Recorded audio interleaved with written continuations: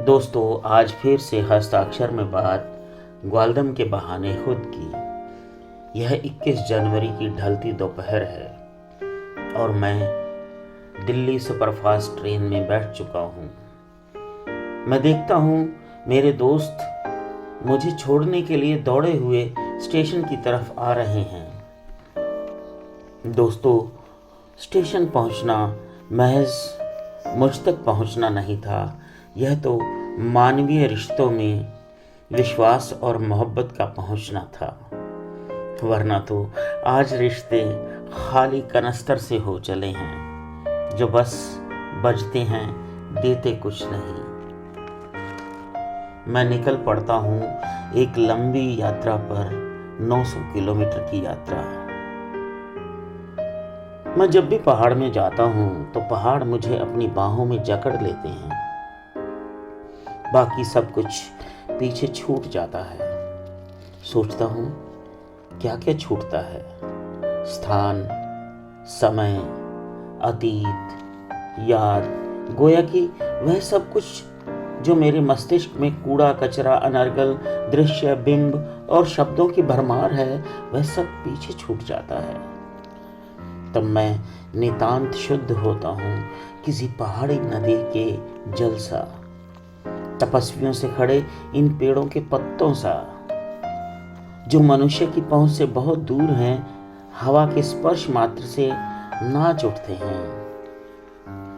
मेरे वक्ष में घूमती हवा मेरे सिस्टम से होती हुई मस्तिष्क का भ्रमण करती है।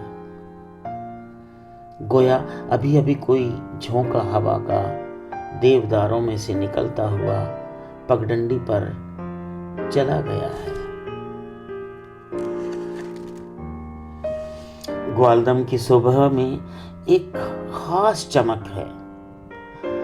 चांद ऊंचे से किसी पर्वत के ठीक ऊपर आ गया है, बहुत पतला सा, धुंधला सा, गोया किसी नाथ योगी के कंधे पर टिका हुआ बैठा है।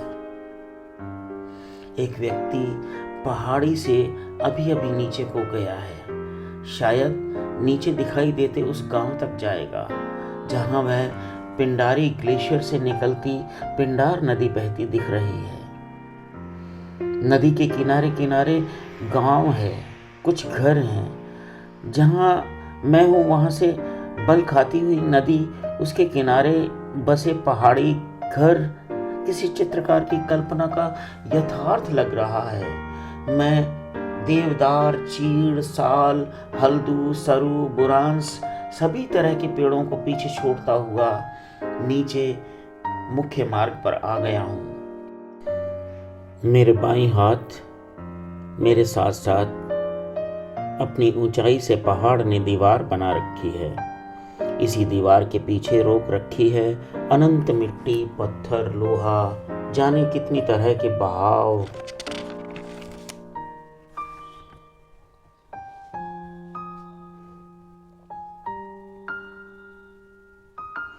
मुख्य मार्ग के दाहिने हाथ लगभग 1000 फुट नीचे को एक घाटी दिखाई दे रही है। इस घाटी के बीचों बीच से निकल रही है पिंडार नदी।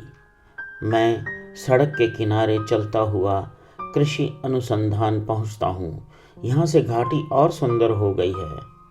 मैं कोई समतल सा पत्थर ढूंढकर बैठ जाना चाहता हूँ, लेकिन यह अद्भुत दृश्य मुझे घेरे है, न बैठने देता है, न खड़े होने देता है। एक अजीब किस्म की हलचल है मेरे पूरे शरीर में, और मस्तिष्क और आंखें उस दृश्य को अविराम देख रही हैं। उस अद्भुत घाटी में नीचे नदी के किनारे बसे पहाड़ी घरों और लोगों में मैं फिर से खो जाता हूँ। 2 दिन हो गए हैं मुझे इस प्रदेश में आए हुए। कुछ दुकानदार, राहगीर, गडरिये, स्थानीय बच्चे सब मिले मुझे। किसी को जल्दी नहीं है, कोई भी कहीं किसी को पहुंचना नहीं हो जैसे। सब धीमे धीमे चल रहा है। मैं अपने मित्र के स्कूल की तरफ निकल चुका हूं। मुझे ये लग रहा है कि उनकी छुट्टी होने से पहले मैं उन्हें मिल लूं। मेरी सांस फूल रही है, थकान चेहरे पर उतर आई है। साथ चलता हुआ एक बुजुर्ग मेरी तरफ देखकर मुस्कुराया, बोला, कहाँ से हो? पंजाब से। Land of warrior. उसके शब्द मेरे चेहरे पर गर्व और अधरों पर मुस्कान ला देते हैं। वह बहुत सहजता से चल रहा है, जैसे मैं पंजाब में अपने शहर में सैर करता हूँ। वह संकेत से मुझे धीमे चलने को कहता है। मैं अपने कदमों की लगाम खींच लेता हूँ। कुछ दूर उसके साथ चलता हूँ। अब मैं सहज हूँ, सांस भी नहीं फूल रही। कितने दिन रुकोगे? 8 दिन। तो फिर एक मंत्र गांठ बांध लो। यहाँ सब कुछ ठहरा हुआ प्रतीत होता है और आपको धीमे धीमे चलना है, लेकिन वास्तविकता यह है कि चलना है। यहाँ सब कुछ ठहरा हुआ है लेकिन चल रहा है। पहाड़ में आने वाला आदमी अपनी गति पीछे छोड़ आए, तभी यहाँ के जीवन को देख पाएगा। देखो, अब तुम्हें सांस नहीं फूल रही, अब थकान भी नहीं होगी। मैं हैरान हूं, उसने कितनी आसानी से यह बात मुझे समझा दी है। कुछ देर चुप्पी रही, हम दोनों चलते रहे। सड़क की ढलान थी। धीमापन हमारी कमजोरी नहीं। वह थोड़ी देर में बोला, खूबी है, हम तेज होंगे तो यहां जीवित नहीं रह पाएंगे। मैं उस बुजुर्ग के विवेक से मुतासिर हो रहा हूं। वह फिर बोला, हमेशा आदमी के भीतर गति सब्र संतोष को कम करती है, और एक दिन ऐसा भी आता है जब आदमी के सब्र संतोष की जमीन समाप्त होने लगती है।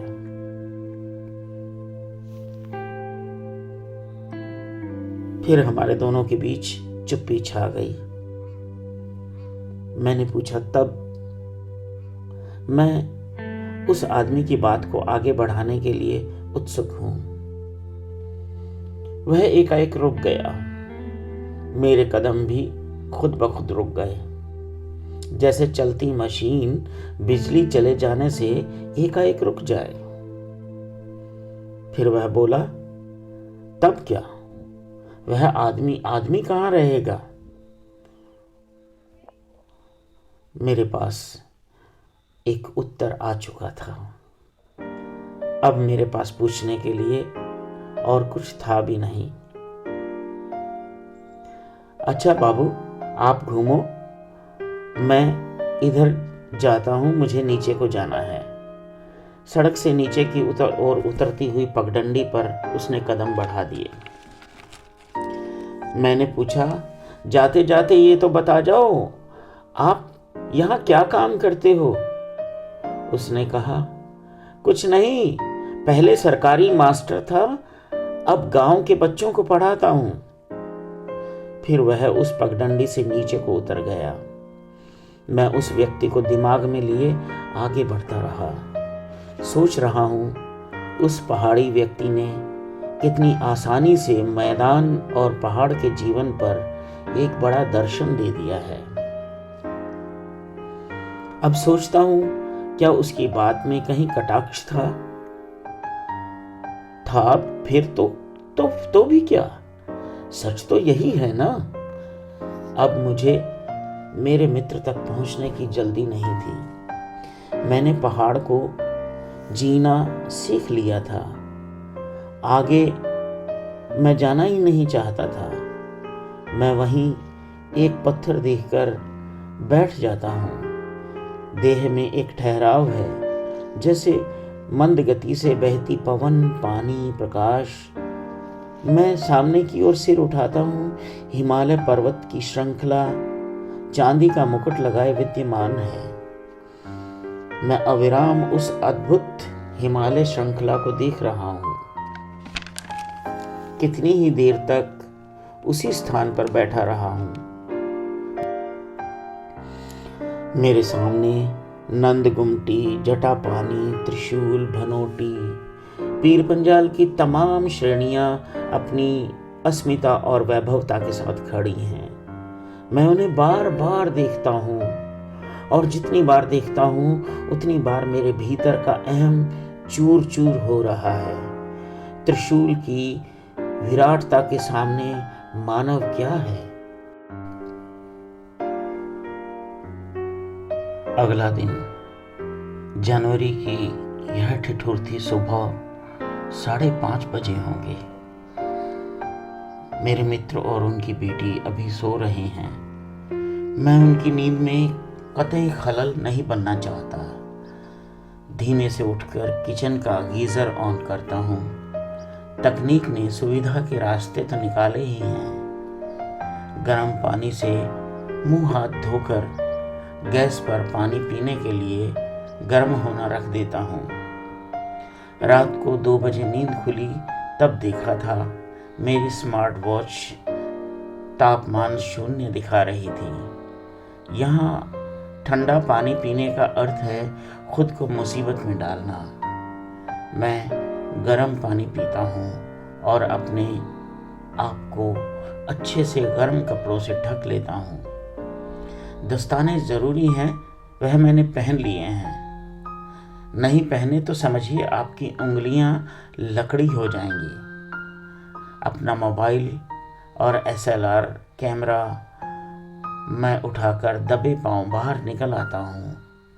आते हुए बाहर का दरवाज़ा बंद कर मैं कुंडा लगा देता हूँ। यहाँ का कोई भरोसा नहीं कब कोई जंगली जानवर घर खुला देखकर भीतर घुस आए। सबसे अधिक डर यहाँ तेंदुओं का बना रहता है। मैं बाहर निकलता हूँ। अब तक 6 बज चुके हैं। हल्का सा आलोक उजाला चहुं और फैलने लगा है। मैं मकानों को पीछे छोड़ता हुआ पत्थरों पर पांव धरता हुआ एक ऊंचाई पर बनी मचान के पास आ गया हूँ। यह क्षेत्र सीमा सुरक्षा बल ने ही तैयार किया है। मैं अपना ट्राइपॉड सेट करता हूँ। कैमरा दस्तानों की वजह से ठीक से सेट नहीं हो रहा। मैं निकाल फेंकता हूँ। मुझे धुंधलके में सामने पर्वत की श्रृंखला दिखाई देने लगी है। मैं सूर्य देव की प्रथम किरणों का पर्वतों पर पड़ी बर्फ पर फैलते हुए अपने कैमरे की आंख से देखना चाहता हूँ। उस अविराम उभरती सुंदरता में शामिल होना चाहता हूँ। मेरी उंगलियां ठंड से बुरी तरह अकड़ गई हैं। मैं एक पल के लिए ट्रैगर वाला हाथ जैकेट में डालकर गर्म करता हूँ। फिर अपनी आंख को व्यू फाइंडर के पास ले जाकर दत्तचित्त हो जाता हूँ। अब इस जादू को जिसे मेरा जहन देख रहा है, कैसे अबीर उड़ता है, कैसे रंग बिखरते हैं, कैसे प्रकृति का ब्रश धरती का कैनवास रंगता है। मैं भूल गया हूँ तस्वीर खींचना। अद्भुत। मैं गुम हूँ। मेरा कैमरा ब्रस्ट मोड पर है, लेकिन मेरी उंगलियां साथ नहीं दे रही, ठंड से अकड़ गई हैं। मैं खींचना भी नहीं चाहता हूँ।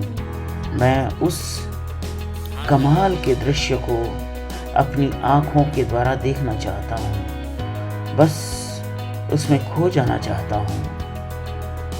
अचानक खटाक खटाक खटाक एक साथ कई तस्वीरें। मेरी उंगली शायद ट्रिगर पर चली गई थी। कितनी ही देर सुध न रही, मेरी आंखों ने जो कुछ देखा वह मैं आपको नहीं दिखा सकता। वह तो नितांत मेरा है, मेरी आत्मिक ऊर्जा। जो तस्वीर है वह आपके सामने है। दोस्तों, यह अनुभव था ग्वालदम का। कसौनी के बाद अल्मोड़ा और कुमाऊं के बीच एक छोटा सा हिल स्टेशन ग्वालदम।